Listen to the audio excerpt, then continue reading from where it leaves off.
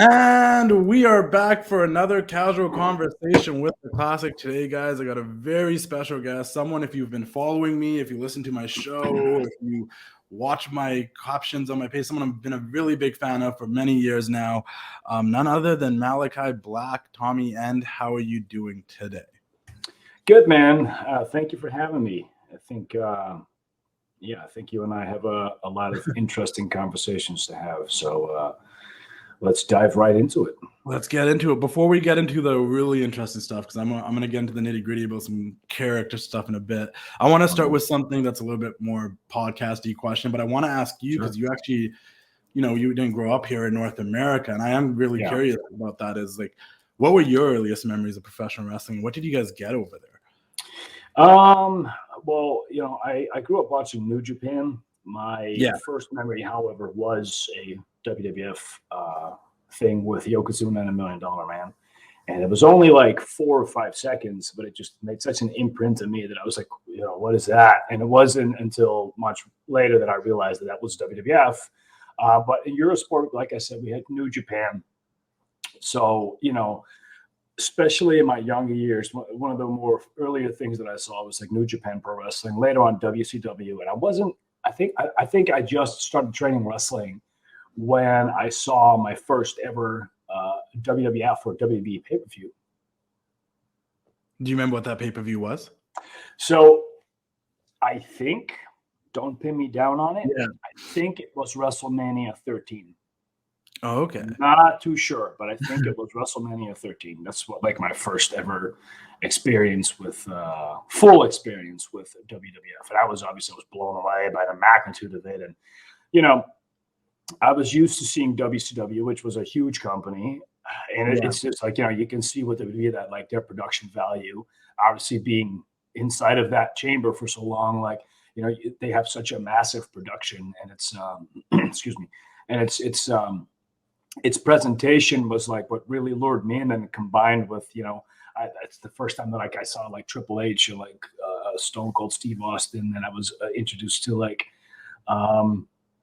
Rock and stuff, and it was just and I think and then later on seeing guys, because I never chronologically watched anything WWF or WWE related, because everything was just what I could get is what I would get, and it would be a Raw from like 2000s, and then like an episode of something, or like a pay-per-view from the mid-90s and stuff, so it was a lot of like backtracking and then like speeding up into the future more. Then seeing guys like Benoit and Guerrero, who I previously knew from WCW, and even like, growing up later on being a big ECW fan. And so you saw a lot of guys that you watched in ECW all of a sudden pop up in WCW, and then also pop up in WWE. So it was really cool watching that, like, that like all these links between these companies for me to watch. And even guys that I watched in Japan, like Jericho, I saw Jericho in New Japan, Jericho in WCW, and then Jericho like backtracking later on a little bit in ECW, and then watching him in WWF or WWE, you know what I mean? So it was cool to kind of like see all that and see that journey. And, it was it's a little different than I guess most people grew up with wrestling. Yeah. But that's how it kind of went for me. And I can kind of pick up on that, because like when sometimes I'm watching Instagram stories, I forget the page name, but you'll share this page that really goes in depth about the origins of professional wrestling and how it started, this and that. And I think because you watched it so scattered, you've always been interested in the history and how it all came together, because you never watched one company in a certain way. I'm not one of those guys that can go match X, Y, and Z happened on such and such day. And did you know that? I'm not a trivia guy, but I do have a firm love, especially nowadays, for the wrestling from the 70s, 80s, and 90s, North American, Japanese, even like a lot of like 80s stuff from like Mexico and stuff. So because it's we have such a rich history of like awesome wrestling. And like hell, like I'm forgetting one of the most important ones is Canada and Europe. You know what I mean? It's there's so much incredibly cool stuff to watch, and it's also where a lot of like my stuff also comes from. It's because a lot of people watch modern wrestling, which is fine, I just tend to watch a lot of the older wrestling because I pick up on footwork and pick up on different techniques that I can dissect and like combine with like the stuff that I do in martial arts and everything. So, and I'm sure we'll get into that later a little deeper, but there's just a lot of really good stuff in the old stuff. Like me and Dax from FDR, we'll text each other. Like I'll text him saying that I want a specific flavor of wrestling. I'm in the mood for something, and I'll text him, and he'll give me like 10 matches, and I'll sit in the plane and watch the 10 matches, or do my cardio watching the matches. And it's he's one of those wrestling historians. But I think that because I didn't grow up that way, for me it's a little different. But I definitely have a massive love and appreciation for back catalog and all the wrestling there is. No, he's definitely great at that, because I was writing a list of Bret Hart's greatest matches, and I kind of asked my friend. Oh yeah. Dax came on there with like 10 matches in the comment section. And it's funny, by the way, because actually Bret Hart was one of the first wrestlers that I really gravitated to when I started watching more Americanized television or more Americanized wrestling. He was one of those guys that I watched, and I just was blown away by him, because I think I watched we all of a sudden we had Wrestling with Shadows on TV, and I was so, and it was the first time where I really got to dive behind the wrestler. Because again, you have to realize that wrestling in the Netherlands was very like non-existent. So I would grab and tape anything that I could grab. So I remember watching Wrestling with Shadows, and like I really gravitated towards him because of his backstory and just hearing him talk and getting into the mindset of who he was. And then like I was familiar with some of his matches, but it's funny how sometimes when you learn about the backstory of an individual or a person, you somehow get a bigger appreciation for his matches and his work. And that's something that really happened with me with Bret Hart, when seeing that and then kind of going through all the stuff that he's talking about, like watching that and then seeing it happen and unfold. It's just, and it's a double-edged sword because of obviously what happened, but it's the journey that really got me to gravitate towards someone like Bret Hart, and like really dissecting his matches and watching his footwork and his punches, and just his analogy on wrestling is just mind-blowing to me. And you brought up mixed martial arts, and I was reading that post on your Instagram page about that high knee strike that you do. I'm probably going to mess up the name, so I'm not going to say it, but I like the concept behind it. But what, and you said that like that's when you quit mixed martial arts and you decided to pursue professional wrestling. Like, what made you make that decision? Like, what was it that really I always wanted to be a professional wrestler, but because I was a kid when I watched wrestling, I thought it was martial arts. I grew up in an era of like the early 90s, end of the 80s, where we had Jean-Claude Van Damme and kickboxer, and we had Bloodsport, and we had Best of the Best. And like, to me, what emulated wrestling for me, it looked like two guys competing, two guys jockeying for position, punching, kicking, and all that stuff. So for me, it translated into martial arts. You gotta realize I'm like between the ages of 4 and 6 at this point. So I wanna do what they're doing. So I'm asking my parents to put me on like martial arts. And we didn't have a lot of money, but my mom and dad were very supportive of athletic stuff, of like sports. Especially my dad was a really big sports guy. My brother has always been a really, really big sports guy. So there was always like, my dad would make sure there was money for, sports and stuff. So they put me on karate and judo because it was cheap and it was fun and it was popular. You know what I mean? So obviously later on, ages 9, 10, you realize that is obviously not the same as professional wrestling. But I was hooked, man. There's something about, and the funny thing is, I started filming the show for Hayabusa, which is coming out soon. It's called Throwing Hands. And it's basically me with, for instance, CM Punk. And we talk about, how mixed martial arts or martial arts in general influenced him in his road of being a professional wrestler. And where the tie-ins lie. And there's so many people that have the exact same journey as me. So for me to being able to talk to all these guys about their journey in martial arts and tying that into professional wrestling the same way that everybody has their own story, but the same way that I did it. It was like I said, I was hooked into something animalistic about it. And Bobby said the exact same thing, because I filmed with Bobby Fish yesterday, and he said the exact same thing. It's like, there's something about it, hitting pads, sparring, learning techniques, breaking down techniques. Look, it like I feel like it allows you to have a mind that dissects, because everything is so meticulous in martial arts and everything is so meticulous in professional wrestling if you let it be. Yeah. Sure, a toe kick can be a toe kick, but can you make a toe kick yours? And can you change something about a toe kick to really, give it your flavor? And that's the same thing what you do in martial arts. It's like you break down a technique and you build it in your way with your body movement and your footwork and your body motion. And that to me is like the beauty of martial arts. It really makes me think, and I 100% credit my martial arts background in not only influencing my style, because that's obvious that it did, but also like my footwork, my way of like going into matches, like my body language, and all these things that in my wrestling, martial arts will forever always be a big tie into that. No, and you can definitely see it in your style, in your matches, in your kicks, in your knee strikes. Like I knew there was a background in it, and then when I read that and I kind of did my research on it, I was like, oh, this makes sense now. It all kind of works together, I like I said, like I was 15, I got the opportunity to be a professional wrestler, and I dropped martial arts like that. Because that's what I wanted to do, and that was not a smart move. Let's not say that was not smart. So that for 7 years, I didn't do any martial arts, just wrestling. But I felt that. And it's frustrating because I was always good at every sport that I did. Yeah. Every I did Penchik Shilat. I got up to like European level.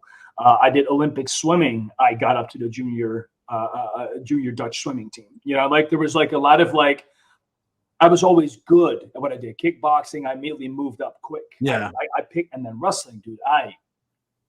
It was the most difficult thing because.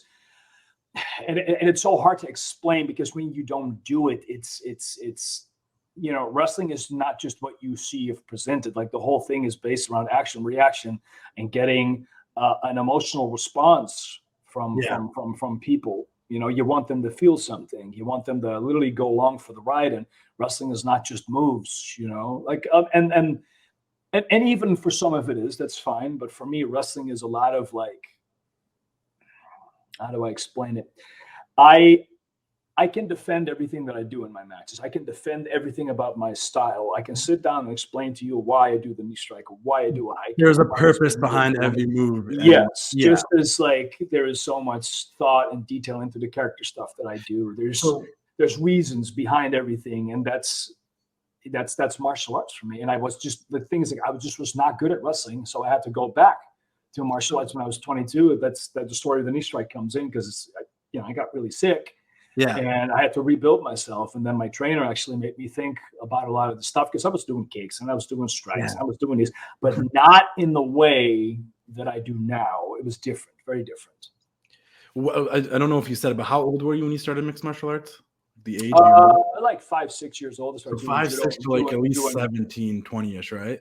Yeah. So from 5-6 years to like age 15, and then back at it at 22 till now, basically. That's crazy. And there's something you brought up there about wrestling too. And it's not trademarked or anything, but I've always said it a lot on my page all the time and stuff as well, is that like I always look at wrestling as like being the greatest form of art and athleticism, the combination of two, because it needs a little bit of both to really work. Yeah. And when I first discovered you, it was like prior to NXT and all of that. Someone gave me the Pivot Share login. I started watching a whole bunch of Progress and stuff. And I became a Tommy End fan. Then I remember watching the PWG Bolas, and it was you and Chris Hero against the Lucha Brothers. And I'm like, whoa, what is happening here? But obviously, PWG has its own style too. But and I became a fan. The one thing about you that always stood to me was your presentation, the way you carried yourself, and the character. There was more to you than just the moves and the in-ring stuff as well. And you can correct me if I'm wrong here, because I'm like, once again, I'm an outsider looking in. But I look at it sometimes like there's two ways. You can compare it to television shows as well, right? Mm-hmm. Like, for example, right?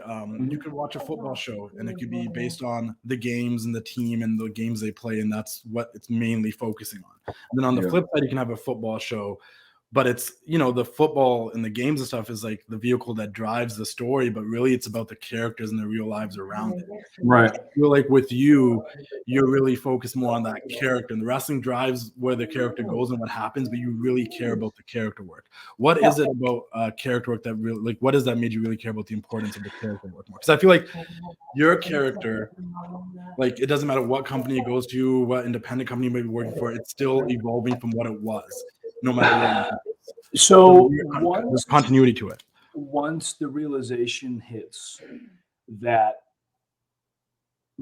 good wrestling will always be good wrestling, but wrestling is built on moments and built on memorable things. A good match is a good match no matter what, but often if you ask people, what about this specific good match did you find good? And they can, a lot of times they can't really come up with a spot or a sequence or anything. It's just they know it was good, and there's nothing wrong with it. There was nothing wrong with that at all.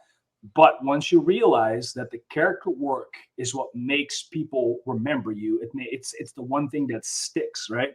Yeah.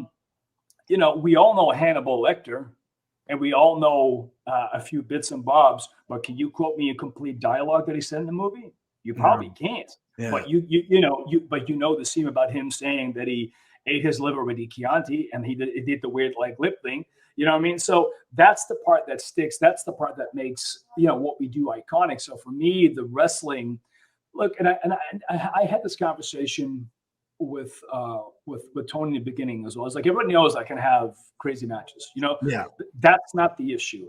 The issue is also not the character work, but I wanted to give AEW something that was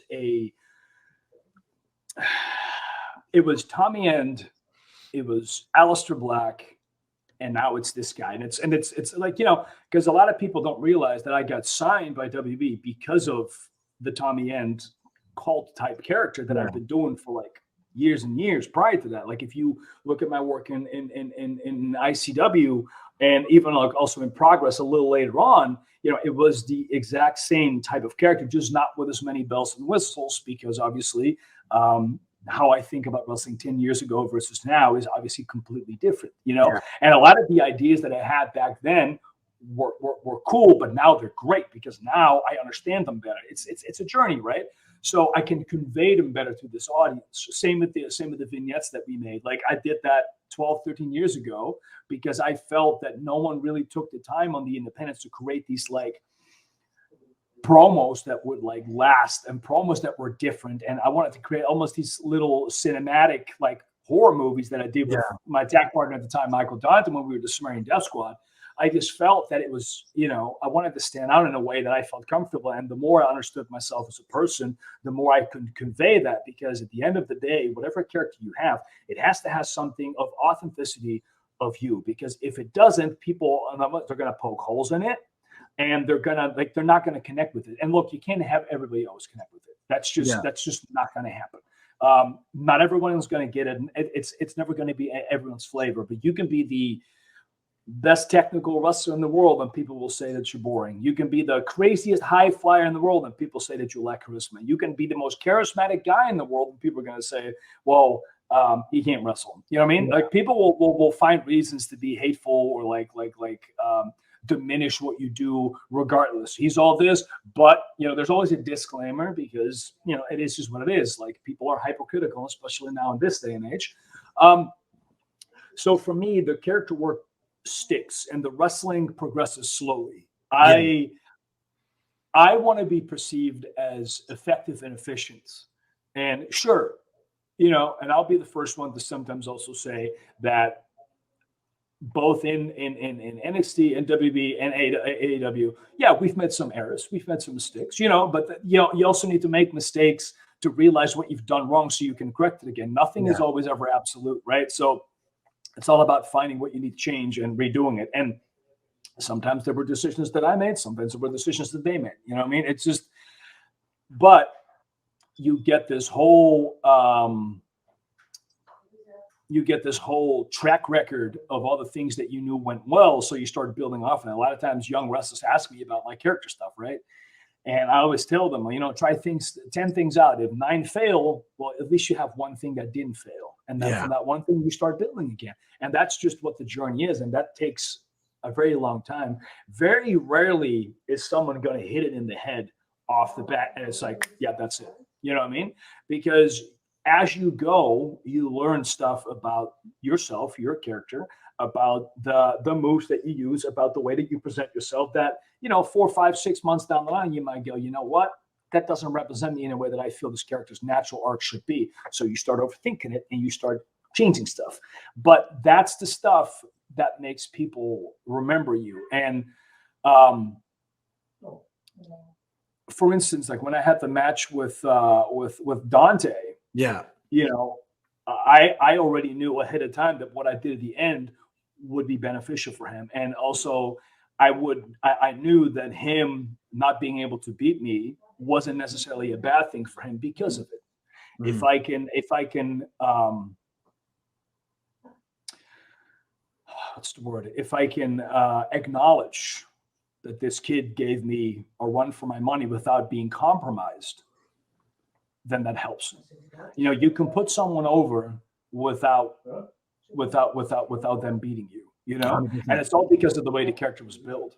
And it was almost it wasn't out of character, but it was something that people wouldn't expect within the boundaries of this character for Malakai to do something like this, right? Yeah. For me to do that. So there's just certain things that once you go, that you realize about yourself, that make you understand how to respond from that character that doesn't compromise you. Yeah, but that is the stuff that sticks, because we had a great match, and Dante, a standby, is a phenomenal athletic guy, and I think in due time, when he gets a character under control and he starts like cutting his promos the way he wants to feel, and he gets comfortable and he finds that, he finds his face, his body language, because that takes time. I think that he can be a big player. I'm still convinced of that. It's just about finding it, and that's not, that's just not simple. But eventually, he's going to find it, and it's going to play right into what we did with that match. 100%. And when people are invested in the characters and the stories, they're going to be more invested in the match and the story you can tell. And you were able to tell us like that with Dante. That's the stuff that sticks out, because everybody keeps talking about the acknowledgement. Yeah. So that means that the acknowledgement was a big deal, and that's exactly what I envisioned. And the thing exactly what I thought was going to be. And the thing that I like what I said about your presentation is like you can see the growth of the character. And there might have been some flaws and some bad decisions made, but people will remember that. They'll see how Tommy End became Aleister, and Aleister eventually became Malakai. You did that really good. The Devil Made Me Do a video that showed that transition. Like the fact that you care so much to have that connection and keep it going is something that I find really fascinating. It's something that I'm not going to say nobody does, because some people do, but it seems more rare now than it is in the past. Like it does feel like you're the character in the wrestling world rather than a wrestler just in a wrestling world in a sense, Yeah. Yeah, and I think that, I mean, that's a fair assessment. The thing is, like, again, people know that I can do these matches, and in due time, I want to get built to the momentum where it's essential for me to have these type of matches. Because the thing is, if I have these type of matches each and every week, who's going to stand out? Yeah. If I have 50-50 matches and everybody else is having 50-50 matches, who's going to stand out? Don't get me wrong. Good wrestling is always good wrestling, wholeheartedly. But I want it to be more than just good wrestling. I want to combine the good wrestling at the right appropriate time with a solid foundation, and it's all encapsulated by this character. And it all makes sense for this character to wrestle this way, move this way, do this way, have these mannerisms. And again, that's going to be a work in progress for the entirety of my career. You know what I mean? And it's been that way since I was 15. So. Yeah, it's just all about starting and finding and going somewhere, and then realizing that you're never done. I know. Obviously, it's probably going to change, and it's going to change as you keep growing and moving, and the career keeps growing, because you got a long way to go. But has it even crossed your mind? Like, have you thought about, like, if this was all going to end up, how would it end? Like, do you have a endpoint in your mind already? No. There's an end goal that I have. For myself. That I'm not going to share. No, of course you don't need to share, but just. But the thing is like my final thing, my absolute final thing. I want to be positioned in a way that when this individual who is obviously not known at the moment, Yeah. beats me, is like revered as, oh wow, he beat Malakai. Damn. Okay. That's a big deal, and I want to do it in a certain way where it means something to this person. I don't want to just throw it away. I don't want to just fade away or vanish. Yeah, and it's also not like, I don't believe in retirement stuff. I don't. When I'm done, I'm done. I'm not a big let's do this whole retirement tour and wave goodbye. Oh my God, so that's just not me. Also wouldn't fit what I do. But I wanted to have purpose. At the end of it, I want the current 20-something year that I've been doing this. Let's say I can go for another 10 years. And at the end of the 10 years, so 30 plus years that I've invested, I give that to someone else. And it means something to that person. And it helps that person to propel. And it makes sure that the individual that we pass all this stuff on to carries that and makes the business better. As long as I can leave the business knowing that I did something good or that I made it better, or that I tried making it better, that's eventually what it all comes down to. Because let's face it, the business owes no one. The business will be fine with me, without me. You can take one of the biggest stars of wrestling nowadays and take them out of it, and the business is still going to be fine, because it's an always rotating wheel of people coming in and out, and no one's above the business, really. When it comes to strictly, professional wrestling, sure, there's people that have transcended, like, Dwayne and Steve Austin and stuff. They've, like, in Cena, they've transcended the business. But even when they transcended, the business was fine because the next person was already in line. And that's just how that goes. And I just want to make sure that when I've done my small part in this business, that whoever I give that to has a nice setup for the next thing, for this person to kind of like build his own path and hopefully get a boost off of that. Who knows? We don't know where I'm going to be at that moment, but I hope that I'm positioned in a way that the win or the story or the setup is built in a way that it benefits this person. Yeah, I just want to ask, because I know, I watched your Twitch streams in the past and stuff as well, and I'm like, I know you think about it a lot. You think about this character and the creative loss. I'm like, I wonder if you ever thought about how it could potentially end. Obviously, it might not. It could potentially, and I just wanted to ask that. Let's break down some of the character attributes, though, because there are certain things that stand out a lot. Of course, the eye. The makeup around the eye, the darkness is growing. Like, what's the concept behind the eye, and what was the idea behind all of that? So it's funny because a lot of people think that it's strictly a tie-in from my previous engagement, and it is and it isn't. Mm-hmm. First and foremost, the Devil Made Me Do It was not a dig at WWE. It wasn't I was locked up in a mental. That was not it. It was just, for me, a creative way of like, all right, so how do I go from this person, this Tommy End, to Aleister Black, to whatever installment is next, and how do I do it in a way that I find entertaining, or where I feel like I can build on, right? So, and I'll spare you all the research of it, because obviously Malakai has several meanings. There's a lot of meanings behind Malakai, because it means several things in folklore and in Hebrew and stuff like that. But in short terms, obviously, he means messenger, and there is also a demon named Moloch, which is Moloch, Malakai. So basically, they're in line with one, and he's a harvest god, or harvest demon, really. I thought the idea of Tommy End doing something that sent him, either he went insane or he had hit in the head. I don't know. I don't know what it is, but something made him end up in a psych ward, mental hospital, whatever, whichever you will. And inside his head, and this is the part that I'll leave up for people, inside his head, there is this, either a disorder or this demon that is named Malakai, this entity named Malakai. And the eye was basically the catalyst for this, either this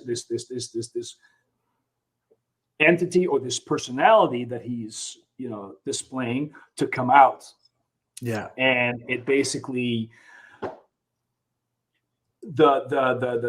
because, you know, I always say eyes are the windows to the soul and all that stuff. So I felt that there was something with the eye, because I like symmetrical things, but I like it more when they're symmetrical, but there's something asymmetrical about them. I think that it like makes for an interesting aesthetic. So I always liked the idea of the eye initially, and obviously the eye was black, but then when we start transitioning, I wanted to have the eye create a different color of like basically something coming out of it, and that thing being Malakai. But here's obviously the line in between that I would let up for other people. Is it a real entity? Am I possessed, or do I think I'm possessed? Because I've always found the notion of demonic possession frightening and very interesting. Yeah. Who knows? You know what I mean? Like if you ask religious people, they say that it's absolutely possible. You know, I've witnessed this, I've witnessed that.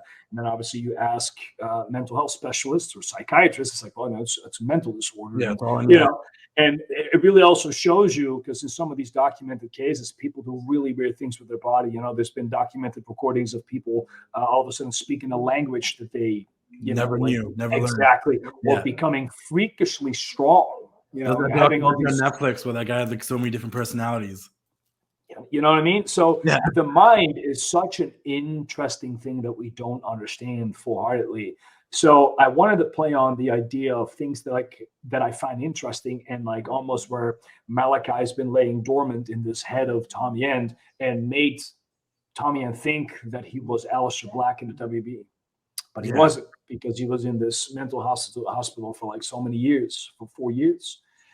And when the eye got damaged, it was like there's a crack in the window. Maybe if I can pick at it, I can, you know. So that's also the black stuff that's coming out, because it's that manifestation, it's that infection that's coming out. So the more and more, that's why it changed so many times. And it started with the black eye, and then it became black, and then it has a skull form, and then it started growing like, you know, strains and almost like tears, and now it's coming out of my nose, and you know what I mean? It just grows. It's just like almost like this parasite idea. All right. And then the mask now, because your entrance is one of the coolest things. There's two things about your entrance: there's the mask and there's the music and the whole presentation of it all. Mm-hmm. Your old entrance, I used to love the theme song. I felt like I used to sing it without knowing what the words were, and I just like kind of vocalized some sounds. And then when I looked up the lyrics, when I finally looked up the lyrics, I was like, oh, this actually makes sense to his character. Like the song works with Aleister Black. Yeah. And I feel like I wrote really the song for a big part. Oh, did you? Okay, so like I feel like you're really good at making sure. Like I'm a big music guy, like wrestling and music. So like, of course, yeah. I feel like you understand that the music really matters to what you're trying to present. Of course. So how do you come up with a theme and then also the mask? So I wanted to incorporate things that would make sense for a character this dark. Like, look, everything's been done. Yeah. Like there's nothing, like I didn't reinvent the wheel or anything, but I reinvented something that worked for the layers of dark characters that already, you know, that I've seen, and where I get my inspiration from. So, you know, in old times, and probably still to an extent nowadays, if you really go into like more like cult-like or like other religions where they use masks to worship or mimic the gods and honor the gods, I always like this idea of paganism. I think that paganism is very interesting, and there's this god called Karunos, which was a god of the in between, the underworld. He was the gatekeeper of the underworld and the living world. He was right in the middle of night and day. So a little fun story here before I continue that. If you look at my entrance, it's a day cycle. So the sun starts behind me, then when I'm on the turnbuckle, it's the midday, and then when I'm sitting in the ring, it's moonlight. Oh, wow. So it's basically it's a day cycle. So I always thought that was funny, because Karunos was like I said, he was in between everything. He was someone that was worshipped around the time of like Julius Caesar. So he was worshipped in Gaul and like in the Lower Celt. So the Netherlands and Belgium and France. And there's actually not that much information out of him. So I like this idea because he was called the Horned God to have these like antlers. Yeah. And the person that makes my mask, she is a fantastic person. Her name is Candy, a Candy makeup artist. She did a bunch of stuff for Cardi B's music videos as well. Oh, wow. So if some of the stuff looks familiar, not on my face, but like on her face, because she did a bunch of stuff for Cardi B. So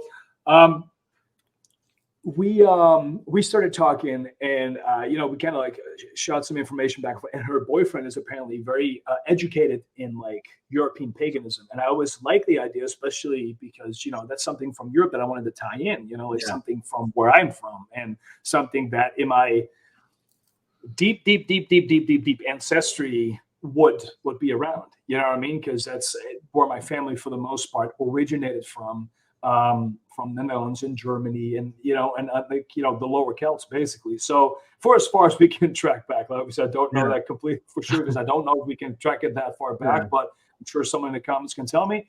But I like this idea of incorporating something that was European, and I think that the mask shows that European paganism mask, or that the paganism very well. It looks like a mask, a death mask that people would wear to worship their gods. And I always like say that Malakai, or me, worships the old gods.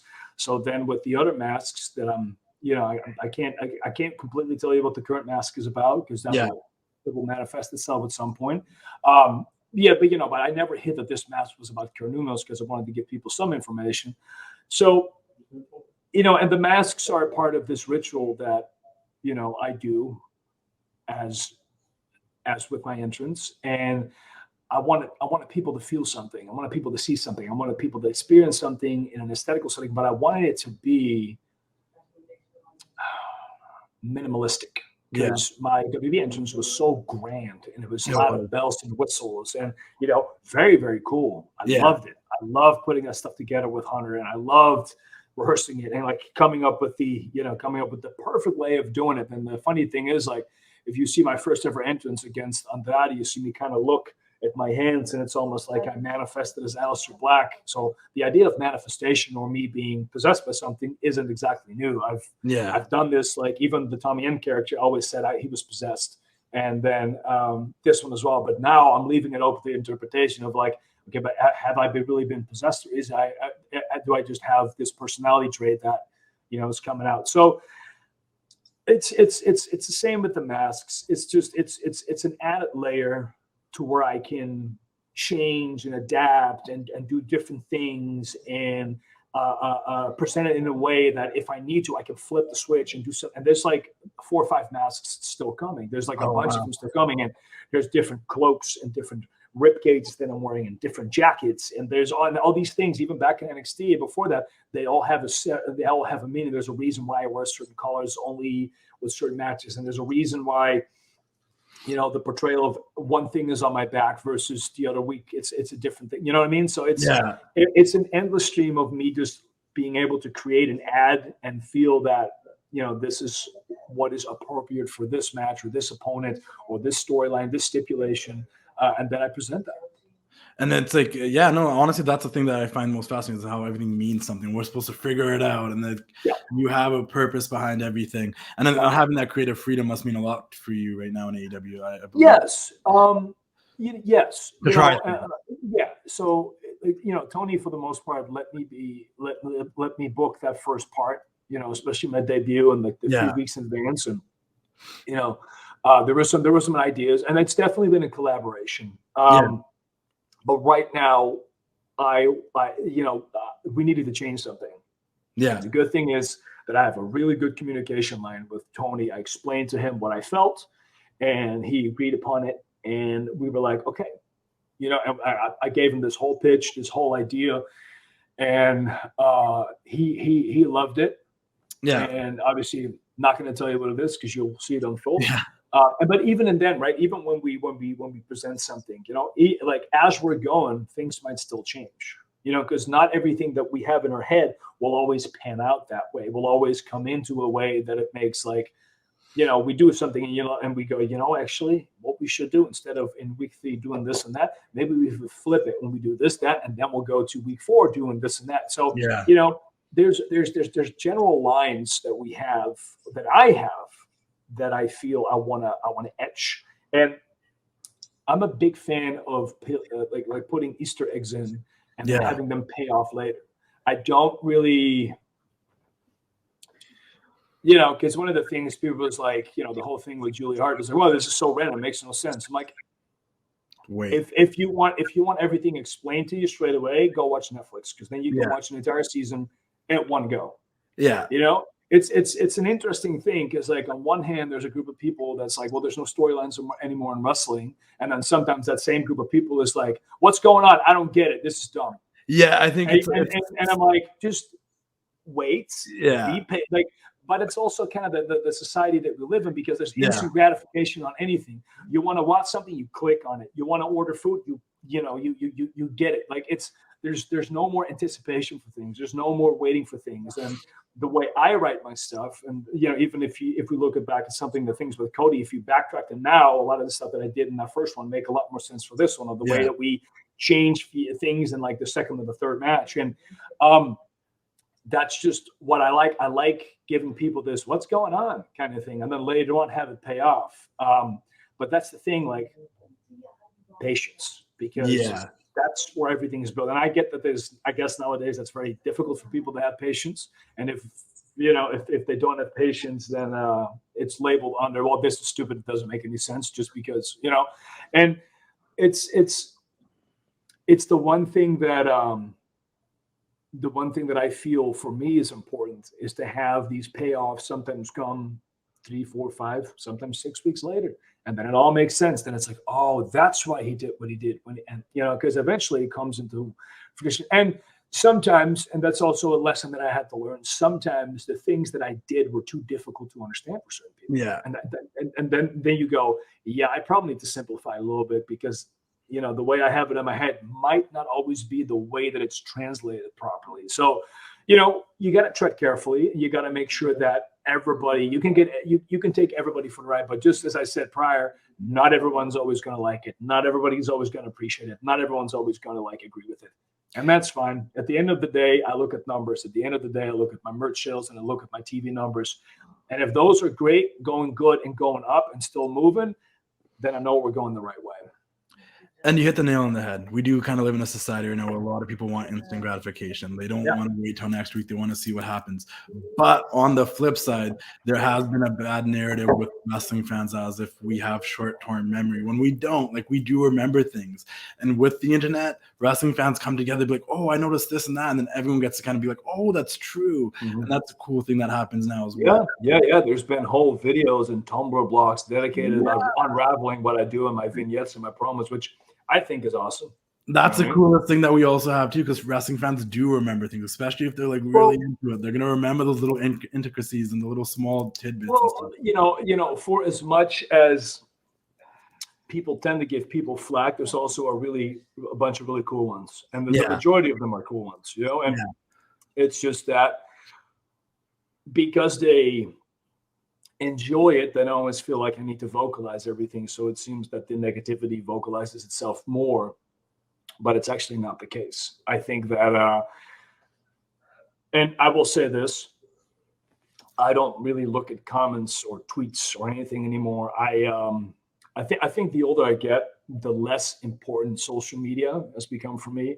And maybe also because I'm in the position that I'm in, that I use like my social media for my benefit.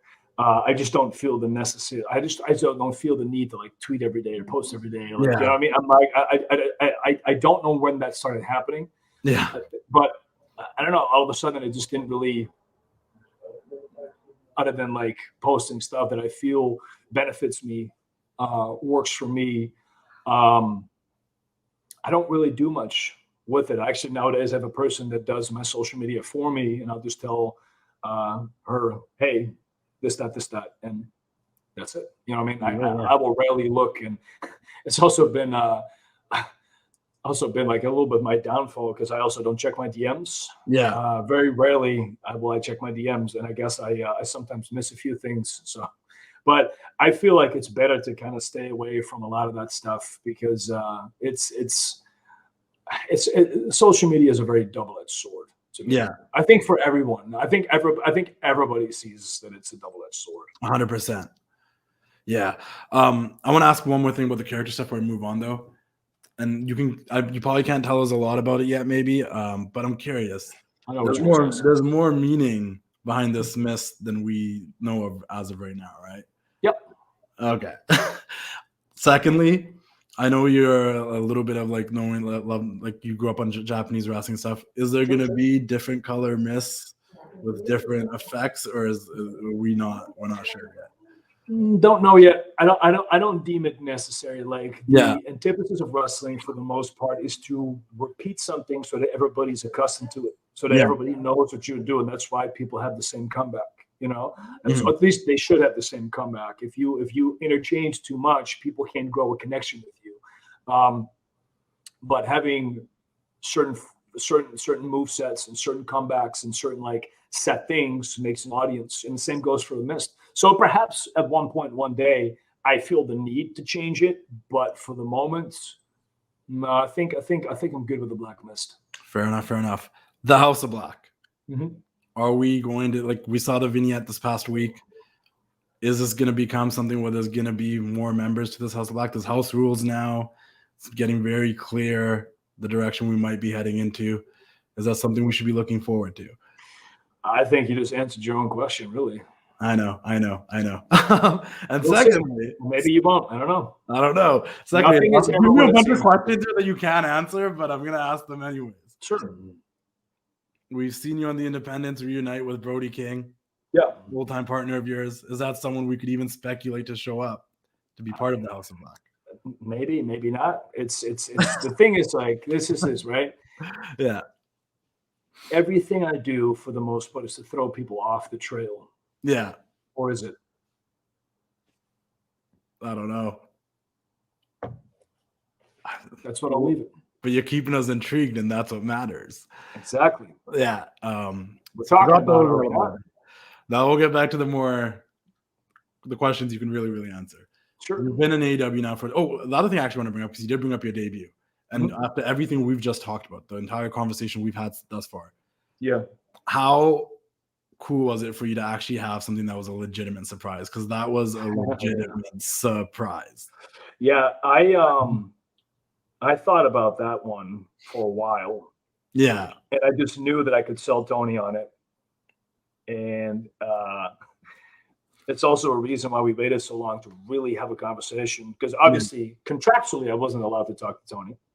There was conversations between agents and lawyers and stuff, but me and Tony are not allowed to discuss any of these things until my contract is over, right? Yeah. But that worked to my advantage, because I had one moment and one moment only to convince Tony of the idea that I had, and Tony just loved the whole idea. They were in Miami, and apparently that building has blackouts. Oh wow, yeah, like legit blackouts. So he was like, dude, that's so perfect that you want to do that, because, and then he started talking about the building, because he was sold, and it allows us to, keep it in, because I don't care what anyone says. No one knew that I was coming. Yeah, no. My contract wasn't made until literally almost the day of.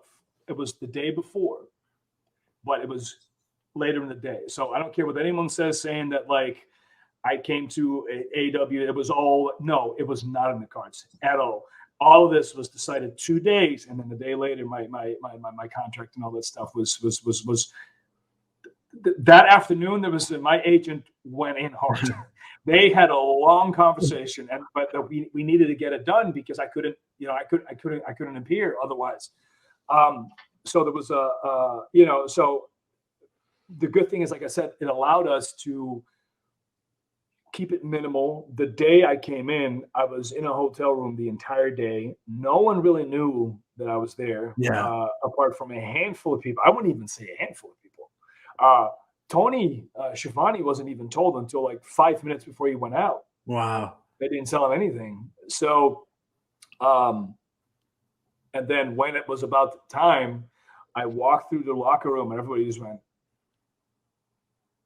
And then everybody goes, oh, shit, he's here. And then, oh, what the fuck is going to happen? And then we did it. And the reaction was just phenomenal because it's definitely been one of my absolute favorite moments of 2021 of my career. Because it's also like, I was benched at that point for like 8-9 months, just sitting at home, just writing, creating stuff. And I had an inkling of hope when they started rolling the vignettes on SmackDown. Yeah. And, kicking Biggie in the face and and we were supposed to start, and then it just obviously got, story is known. So it was such a full circle moment. And a funny thing is actually the day after me and Biggie talked about it for a little bit, because it was just funny how, in that time frame where he was going, and then later on when he won the championship, we talked again. It was just like, isn't it wild how within the span of 2 months, our entire careers have just taken a 180? Because even back then he was like, I don't know what's going on. I don't know what's going on. We all felt that, so it was fun to do that. I was really happy, and the response was great. And I'm looking forward to what we're doing now. And man, it's been a wild 2021. Yeah, and it's crazy, right? Like how the year started, how it ended, and also just like I said, there's not those many legitimate surprises that often anymore because there's too many dirt sheets and yada yada yadas. But everything is open, everybody knows everything. Yeah, so when that happened, it was super cool, and I was like, man, that must have been an awesome moment for you, and everything we talked about, how you like to tell a story and how that you like the character to it just made I'm like, it must have been great for you to be able to surprise the people like that, to have that ability to do so. And it's something none of us will forget because we didn't see it coming, and with everything that fans think they know about 90 days, 30 days, all that stuff, you got around it, showed up, it was a good moment. Well, no one knew about that too, about the club. Yeah. No one knew about it. Yeah. My agent knew about it. That's it. Yeah, and it was a shock to you as well, right? I remember, I think you said that, you didn't even know about it yourself. It's that's I just remember checking it with legal, going, is this correct? It's like, yep, you only have a month. I'm like, all right, perfect. So. Yeah, no, 100%. You've been there now for a while now, and I'm just curious, is there anyone there that you've seen that you haven't had the ability to work with yet that you're really looking forward to work with? Where do I start? Yeah, there's tons of people. I'm realistically, I've only been involved with Cody, Buck, the Death Triangle, and now obviously rolling into the Varsity Blondes a little bit, and you'll see what happens there. And, and just moving on to some other stuff that, it's all there. There's other than Dante, of course, there's so many talented people, but also I feel like it's the perfect platform for myself and Bryan Danielson to work. It's the perfect platform for me and Bobby Fish to work. It's the perfect platform for perhaps me and Punk at some point. MJF. I've never, other than in WWE, a few entanglements, have had any single encounters with Miro. Yeah. Oh, wow. And sure, you can say, these are all guys that are world traveled and come from certain same promotions as you did. But guys a guy like MJF, who's pretty much self-made. You know what I mean? There is a abundance of talent, because even when I stepped into the ring with Lee and with Arn's son, for as minimal and compressed as it was, both these gentlemen are very talented. Yeah. You know what I mean? They're both there's a lot of potential, and you don't look at potential as they're gonna, if they don't have it next week, it's not there. These are very young guys, and for them to be this young and already being on TV and working with myself and others, and then being taught how to work, TV, because working TV and live events are extremely different. They're extremely different, right? And doing a very decent job at it. That's all that's all. It's great, and I hope that in the coming 5 to 8 years, both gentlemen and hell, everybody else down there, really figures it out for themselves and really becomes the branding that they want to become, and creating the IPs that they need to create to become successful, and thus make an AEW an even bigger platform. You know what I mean? Because you give it comes back, of course. The talent pool is very deep. It Yeah, really is. it really Even if you is. sometimes look at backstage and you see some of these kids that are coming in as extras that can go. Um, it's Lee Moriarty is one of them. A very talented kid. He needs to stop stealing my moves, but that's still a joke between me Yeah. and him. But no, in all seriousness, like Lee is a very talented guy.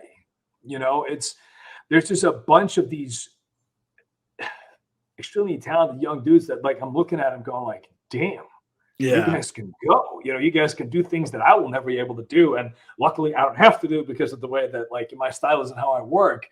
But there is just, there's as strange as this matchup may sound, but I think the strangest sometimes, the more interesting it becomes. Yeah. How would we find a way to have myself compete against Orange Cassidy? Yeah. You know what I mean? But that's when it becomes interesting for me. Not necessarily always and a matchup doesn't always necessarily mean we have to figure out how to go 25 minutes. And, that's not what I mean. It's how would the dynamic work? Where would the intrigue come from? And how would that project itself on TV through the lens of a camera through people at home watching it on TV or, sitting in a crowd. And so these kind of dynamics make it interesting because then you have to think about how would I present that and how can I do that in a way that makes sense and how it is fun and how it launches people and it doesn't cut people back down. You know what I mean? Because that's an important thing. You have to build. You have to get people invested in the story of what's going on. For example, don't get me wrong, if you were to cross paths with an Adam Cole again, someone that could say he's familiar with you, but now it's a different version of you. So it's this different story there, I know you, but there's something off. This is not there's a story you can get people invested in. Sure. Some cool stuff you can do. But with a side note, personally, and with all due respect, personally, the reason why I created this Malakai IP is because I wanted to do something brand new. I wanted to do something fresh. I had a clean slate. And sure, there is tie-ins to stuff. There will always be tie-ins. But I wanted it to be different enough and be molded enough for it to be perceived as different, unique, and an enhancement to what I've done prior and not alienate the fan base that I already had, right? Yeah. I personally don't always want to reference the past.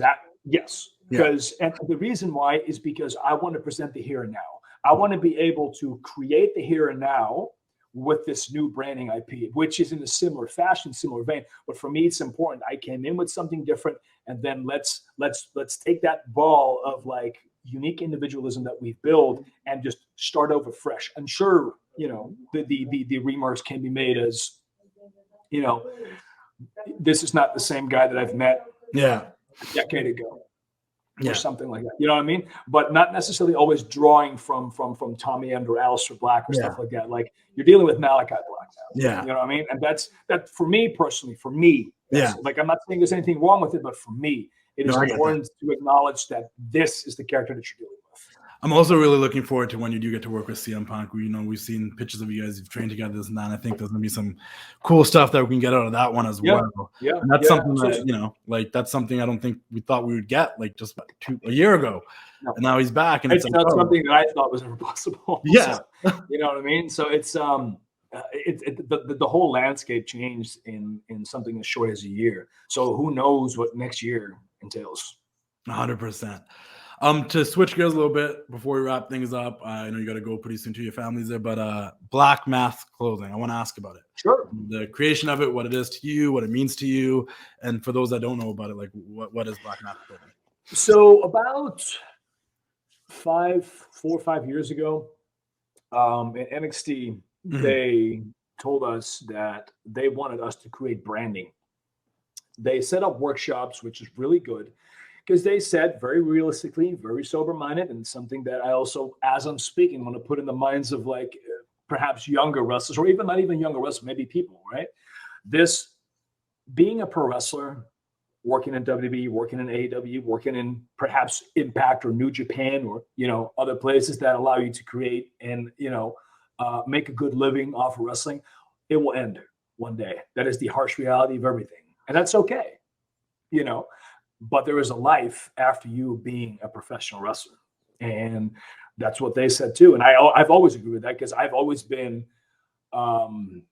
mortally aware of the fact that this is not a permanent gig. You know what I mean?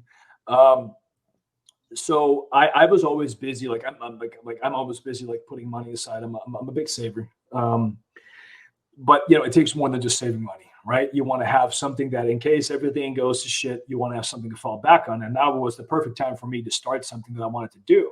And they really helped putting some thoughts on head as to, what kind of project could I do? And it's at the same time that Bobby Shabinsky from Black Craft Gold reached out to me, who's nowadays one of my closest friends. And like, he's been like a mentor to me because that dude is so business savvy. I've learned so much from him. And he was like, hey, you want to do a shirt? And I'm like, yeah, sure, cool. And then it really took off. And he was like, dude, we sold that shirt in a day. I'm like, really? He's like, yeah, dude, it's gone. And I was like, okay, you want to do another one? Yeah. And then we kind of started bouncing back ideas. And he came up with the ideas like, how would you like to start your own clothing brand? And then I have it. I said, like, okay, let me trademark Black Mass, turn it into an LLC. Yeah. And let's take it from there. And it started small. And then we had our own line on Blackcraft. And then we got our own website. And then we got our own warehouse. And we got our oown distribution. And it just, in the last 2-3 years, it just really took off. And I'm still tied in with Blackcraft because I'll forever be tied to Blackcraft because I love Blackcraft. I love Bobby. And nowadays, Black Mass is a fully functioning company that has a tax number and like pays taxes and has like 4 or 5 employees. And, some of them are being like literally my best friends, some of the best designers in the business, and it's just incredibly how I found something that and I've always wanted to do it. Because if you look at a lot of my wrestling merch, it looks like merch that you were wearing, you would regularly wear. And that's what I like. I've always wanted to have a hand on my merchandise. And that's why my merchandise was always so different because it's all by design as everything that I do, including that. So, and it was another way for me to kind of throw in stuff that I liked from my childhood that was inspiring to me and allowed me to create. So like, for instance, like the occult, hardcore metal music, skateboarding, graffiti, hip hop, and all that stuff, and kind of like mesh them as one and put them on t-shirts, put them on streetwear, put them on something that I personally would wear. And clearly a lot of people do too, because it's like, we can't really keep the shop full. We've been having to reprint so much stuff because like the second we drop something sometimes within half an hour, the shop's empty again. So it's been highly successful. I've been extremely blessed to being able to do this. And, not only from having the career going the way that it does and, to having this clothing label that's like doing a really cool thing. And we're talking to some shops right now, some big chains that have an interest. So that's like, that's stuff that I never thought was going to happen. But it's just, it's another outlet for me, like I said, to just like put stuff that I think is cool. And a lot of times my staff, like, because my staff are like similar minded kids, like some of them have been in like big hardcore bands or big metal bands, and they kind of come up with these ideas, and we're all kind of the same age. So some of the stuff that we were like, hey, remember that early 2000s, like mosh short stuff? Hey, we should see if that's, and it works. And it's just like, just stuff that we think is cool. Stuff that we want to bring out. And clearly there's a big market for it. And that's just the cool part about it. And I really have a target specific audience for it. And the funny thing was, I did this little research into my numbers about 2 weeks ago, where I can see how much of it comes from like me as Malakai Black and how much comes from the outside. And it used to be like 85 coming from me, 15% outsiders. Right now it's 65-35. So that means that like within a year and a half, that market for people who have no ties to this wrestling thing that I do, come to the page, follow the page, and buy Black Mass clothing. And that's huge. That's great. And again, like I said, incredibly blessed. It's just fun, man. I really think that nowadays, and like I'm 36, I just do what I want to do, and I feel comfortable with doing what I want to do. I don't worry about what other people think. I don't worry about whether or not people like it or not. I look at my numbers. If my numbers are good, I know that we're doing something. If my numbers go down, I feel I need to change something. I'll investigate and I'll reset. And it's the same with wrestling. You got to just live your life, man. You got to just do what you want to do. If you're constantly going to worry about what everybody thinks or says, you're never, ever going to get anything done, because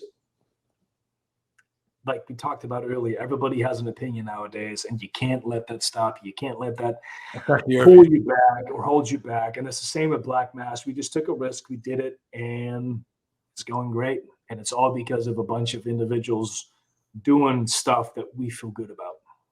No, I love that. And that's how like a lot of things happens when you just do it because you want to, and it's not any intention, and then it grows to become something that's like super cool. And you're like, well, I didn't let anyone mess with my opinions and stop me from doing this, and now it's become something because I believed in it and I bet on myself. There you go. It's a well, you have a wrestling page with almost 1 million followers, so you're doing pretty good. My ex-girlfriend didn't want me to have Instagram. I started a wrestling page. I like wrestling since I was a kid. You know what I mean? Interesting. You like your page is what, like 700K? 600, and it all happened like, and it was, timing was part of it, but it was like I always loved professional wrestling since I was a kid. I always wanted to do professional wrestling. I went to school for marketing, and back in my head, I'm like, maybe I can work for WWE in marketing or something. Never had any intention. Yeah, you're probably the biggest wrestling fan page on Instagram, huh? Maybe. I don't think there's anyone bigger than you in terms of like being a wrestling fan having a page. I appreciate that. I mean, like I'm sure someone will say, "Well, this guy has 800K," or like I don't know, but that I'm aware of, and honestly, that doesn't say much because, like I said, I don't spend that much time on social anymore.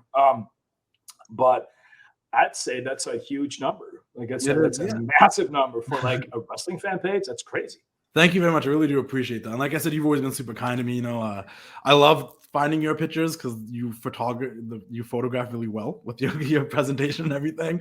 So like it's always cool to see that stuff. But it's become this contest between photographers to get the best Malakai entrance shots. It really seems like it works in my benefit. So it really seems like, because of the ton of them, and I'm sure they all love capturing you too, because it's just like there's so much to it. But yeah, like and you got a point there. That's why I love that, because it's like you do sometimes the things you think you're gonna do don't always pan out, but then something else doesn't, and you weren't even thinking that was gonna happen. And that's just life, Don't focus on shit that doesn't work. Focus on shit that works. And if it works, you're doing something great. Stick to that.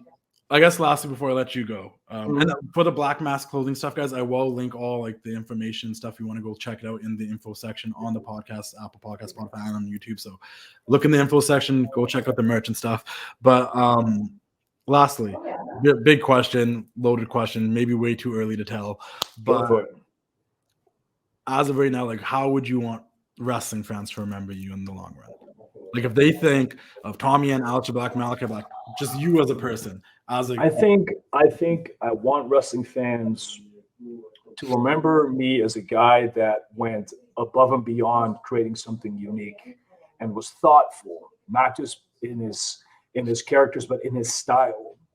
Being able to dissect stuff from martial arts and translating that in a pro wrestling sense, that everything was done with purpose, and that I hopefully inspire more kids that are coming up now to understand that wrestling can be so much more, and that wrestling is such a, just as there is so many wrestling fans with so many thoughts and so many opinions and so many ideas of to what they think and what they feel as wrestling is, the same can be done for you being in here as a wrestler.